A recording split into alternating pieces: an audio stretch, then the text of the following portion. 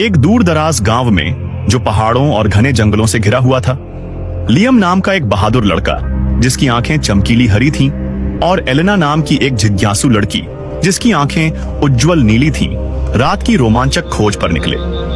जब शाम का साया गहरा होने लगा, लियम ने दृढ़ता से अंधेरे जंगल की ओर देखा, जबकि एलेना एक तंग रास्ते पर आत्मविश्वास से चलती हुई अपनी खिलखिलाती मुस्कान से आसपास के साए को रोशन कर रही थी। दोनों मिलकर किले के दरवाजे पर खड़े हुए, हाथों में हाथ डालकर उत्साह और बेचैनी का अनुभव कर रहे थे।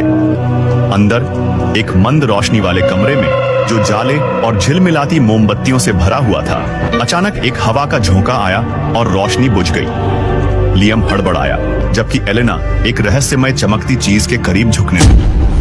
अचानक एक आत्मिक छाया प्रकट हुई, जो एलेना को अपनी चमकदार उपस्थिति से मोहित कर रही थी। भय की लहर दौड़ गई जब साए उनके चारों ओर घेरने लगे, और लियम ने एलेना को भागने के लिए कहा। हमें यहाँ से निकलना होगा। वे टूटे फूटे सीढ़ियों से तेजी से नीचे दौड़े।